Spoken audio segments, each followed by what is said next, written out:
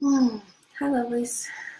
Um, so I have been wanting to talk to you guys for a little while about something, uh, and I'm just not getting a chance to do it, which I'm really excited about.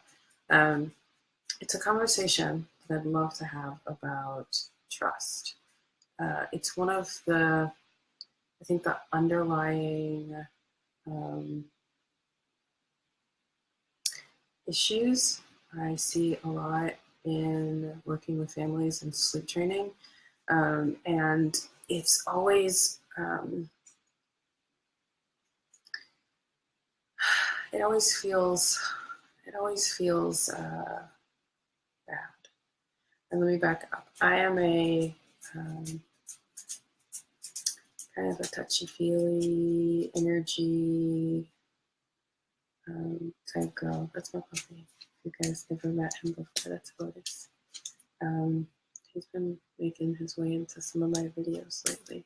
I don't know. He's been wanting to do that more and more. Anyway, all right. So this conversation about trust, I find that you know, in in sleep training, there obviously has to be trust. If there's no trust or some sort of secure attachment, then I find the things that we're doing, the changes that we're making, they don't work. You know, because there has to be some sort of understanding that um, what we're doing is good, right? Innately good. And so that's kind of why I wanted to have this conversation around trust. Um,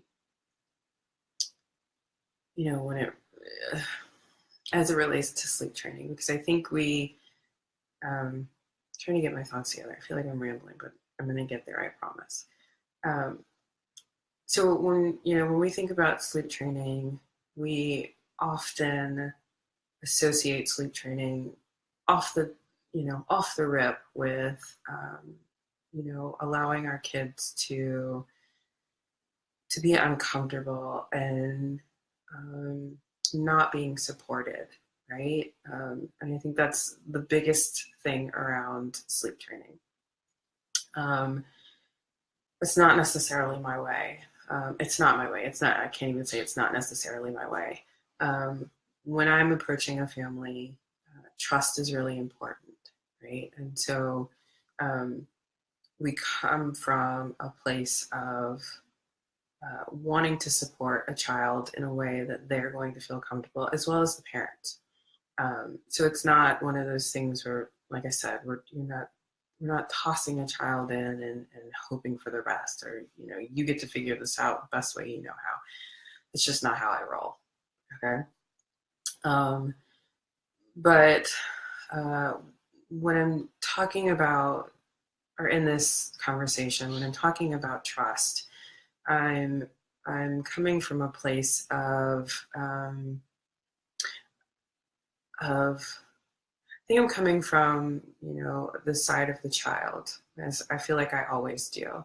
Um, we it's really easy for us as parents or caregivers to say they're not ready, they're not capable, um, they're not old enough. Whatever the not is, um, we we continue to play that scenario, that uh, whatever that limitation is on that child over and over and over again until it becomes one of those things that the child is actually having a hard time with. And so in this conversation about trust, I'm wanting to kind of open it up in really looking at what we're offering kids as far as support is concerned. You know, I find a lot of times that we have limiting beliefs around what children can do, right? And so then we instill fear and whatever else we have a hard time with. But I find that when we come from a place of trust and respect and love, um, we then find that kids are quite capable of so much more than we ever assumed that they were. Um, and so for me, when I'm talking about trust, we've got, we want to make sure that they're secure, they're supported, they're loved, but at the same time, we're saying, okay, I believe that you're capable of doing this. I believe that you are in a place of having the ability to make this step. Although it's going to be uncomfortable, I'm going to be here to support you in a way that will help you get to this next step, or this next place we need to be in. And so I look at trust as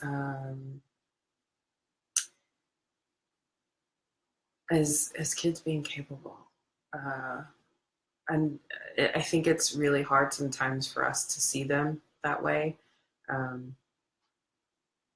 don't know. I feel like I could just like, hi. I feel like I could like go on and on about where we are as adults when we look at children, because they are, they're so amazing. Like they each and every family that I work with, even myself, I go into this seeing a child and saying, okay, I think they can do this. And that's coming from a place of like, believing in them. And then I see them do the things that we're asking them to do, and they're completely blow my mind. Like, I worked with a child last night, and I myself was like, I'm not sure, don't know if we're doing this right. And I get a message today, and she hit out the mark, but without her ability to make these leaps, how to get there. So this idea of trust is really just kind of rolling around in my head about how we approach sleep training, and how we look at children just in general, about basically how much music is a really big deal to me. But I think for myself, I've always been more along the lines of, back up. I am trained in Reggio and Military. So if you don't know what that is, it's a philosophy, education philosophy, about how to essentially raise children. And in that philosophy, there's a lot of allowing the child to show you exactly where they are. And I've essentially taken that and adopted it into my sleep training practice. So a lot of times the basis for my program is to find out where a child is, and looking at all the little parts, pieces, and where mom and dad are, and where mommy and daddy, like wherever everybody is, and kind of pulling together a plan. And there's always something within the conversation with the parents, and what I'm seeing, what's being presented to me, about the child, from the parents, that I'm like, they're ready. Like, you guys have been doing certain things to help them sleep, and they're clearly showing you that it's not working anymore, and they're ready for other things. And sometimes it's really easy for parents to be like, oh, I see that. I'm I'm ready to take this to the next level. And other times it's really hard for them to, it's hard to see a baby grow up and realize that they are able to do more for themselves. Like that's a leap sometimes. And so, um, coming into a family and really kind of instilling that each and every child is capable uh, is fun, but difficult at times, just because, like I said, it's hard to see. It's hard it's hard to see your child in that way sometimes. And so I feel like I'm rambling, but I really just wanted to talk about trust, in that we often look at it as being fear-based or unsupported, but really, at least in my line of work or what I do, it's in fact the opposite. We're looking at supporting, and we're looking at saying we believe that you are fully capable of doing whatever it is that's being asked of you. And then, kind of taking a step back and allowing that child to then realize that they are, again, capable. And to see them go, wow, I can do that. It's almost like the light comes on for them, which is really cool. And I think that's why I love this so much. Like it's almost like I said, it's like the light comes on. They struggle, and then all of a sudden it's like, wow, I can do that. And then I hear parents all the time, I just put my child down and they just rolled over and went to sleep. I can't believe it. I got it.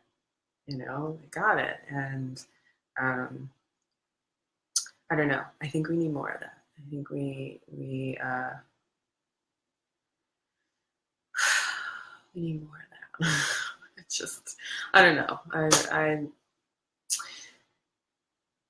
I think little people are amazing, and if given the opportunity, can just really show us some amazing things. So, anyway, that's kind of where I am with trust, and little people are concerned.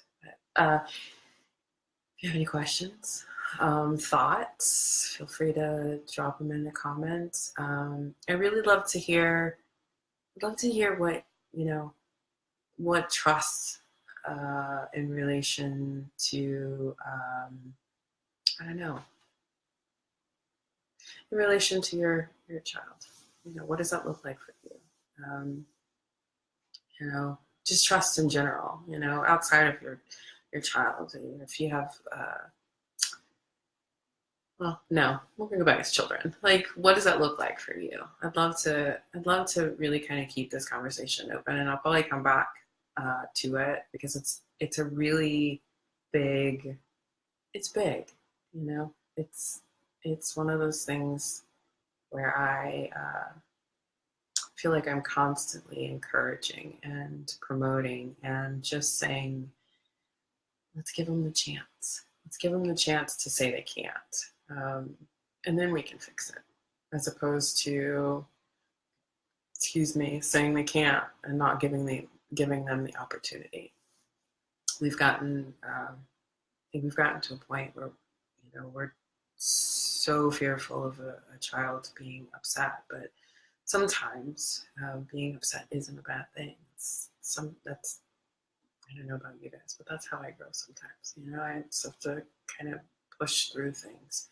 And if you're being supported, somebody's there and loving you through it, it can be a really powerful thing. And I think that's a lot of times why the babies that I work with do so well, because there is somebody loving them and saying, they've got a cheerleader. They've got somebody that says, hey, you can do this. And they're there, and they can see that cheerleader saying, hey, you can do this. I know this is uncomfortable. I know you don't like it. And I know we were doing something different, but I trust that you can do this.